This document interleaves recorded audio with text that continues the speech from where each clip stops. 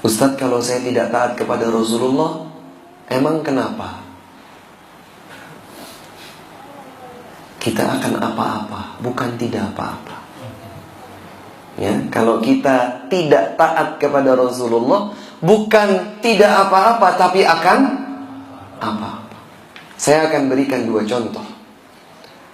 Dua kejadian nyata, bukan dongeng. Ada terjadi pada diri seseorang. Makan, tapi dia makan dengan tangan kiri. Ditegur langsung oleh Nabi SAW. Kul biyaminik, makanlah dengan tangan kanan. Kemudian dengan kesombongan dia menjawab, gak bisa. Nabi mengatakan, lastata'ta, kamu tidak akan pernah bisa. Dia makan dengan tangan kiri, ditegur oleh Nabi, disuruh makan dengan tangan kanan, dia bilang dengan kesombongannya gak bisa.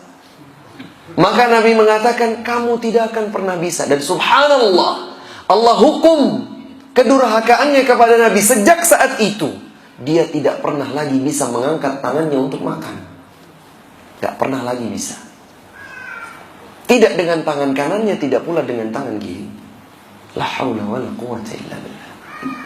Ini kisah yang pertama. Kisah yang kedua, yang terjadi pada segenap kaum muslimin saat itu pada peristiwa bersejarah perang Uhud, yang Allah sebutkan beberapa kisahnya dalam surat Ali Imran. Nabi SAW mengatur strategi perang. Karena jumlah kaum musyrikin dari Mekah jumlahnya sampai 3.000.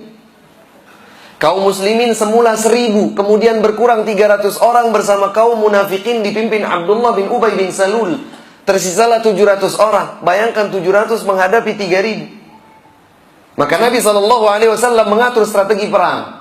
Di antaranya adalah beliau menempatkan Abdullah bin Jubair Al-Ansari bersama beberapa orang ahli pemanah berada di Jabal Rumah. Satu bukit, anak bukit dari gunung Uhud di kota Madinah. Pesan Nabi hanya satu. Apapun komando yang diberikan kepada kalian wahai pasukan pemanah, jangan turun dari bukit ini kecuali dengan perintah dariku. Perang pun berkecambuk. Kaum musyrikin terdesak kalah. Belum tuntas, ternyata para sahabat yang berada di bukit pemanah ini turun. Karena mereka mengira bahwa perang telah usai dan sudah terlihat ada rampasan perang di sana, di bawah. Diingatkan oleh pemimpin mereka Abdullah bin Jubair Al-Ansari, jangan turun. Ingatlah pesan Nabi SAW. Jangan langgar perintah beliau, taatilah beliau. Jangan turun kecuali dengan perintah langsung dari beliau. Tetap turun. Apa yang terjadi? Khalid ibn Walid, salah satu panglima perang pimpinan Abu Sufyan ibn Harb, kaum musyrikin saat itu, berputar mengelilingi bukit pemanah. Mereka berposisi di atas dan menyerbu kaum muslimin. Berujunglah perang Uhud dengan kekalahan bagi kaum muslimin. Seorang individu tidak taat kepada Nabi, dia celaka di dunia sebelum nanti celaka di akhirat. Kaum muslimin dalam jumlah banyak melanggar, durhaka kepada Nabi SAW, kekalahan di dunia sebelum siksa di neraka. Karenanya Allah Subhanahu wa taala berfirman di dalam surat An-Nisa ayat 115, "Wa may yushaqiqir rasula", siapa yang durhaka kepada Rasul, min ba'di ma tabayyana lahul huda, setelah jelas baginya petunjuk hidayah. Sudah jelas hidayah tapi dia masih tetap durhaka kepada Rasul. Wa yattabi' ghaira sabilil mu'minin, ternyata ia pun mengikuti jalan selain jalannya kaum mukminin. Apa yang terjadi? Nuwallihi ma tawalla. Allah menyatakan, kami akan berpaling sejauh dia berpaling. Wa nuslihi jahannam, dan kami akan masukkan dia ke dalam neraka Jahannam.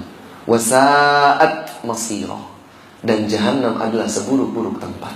Mau surga, taat kepada Rasulullah. Tidak peduli kita masuk surga, silahkan abaikan apapun dari Rasulullah Sallallahu Alaihi Wasallam.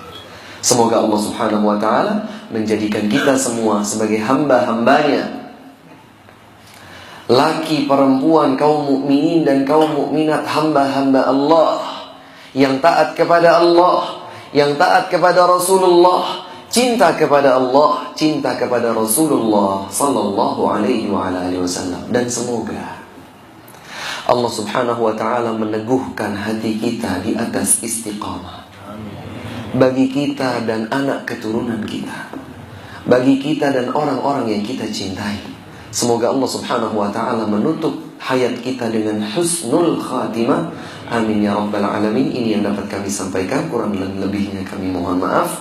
Wa sallallahu ala nabiyyina Muhammadin wa ala alihi wa sahbihi wa sallam. Wa akhiru da'wana alhamdulillahi rabbil alamin. Wassalamualaikum warahmatullahi wabarakatuh.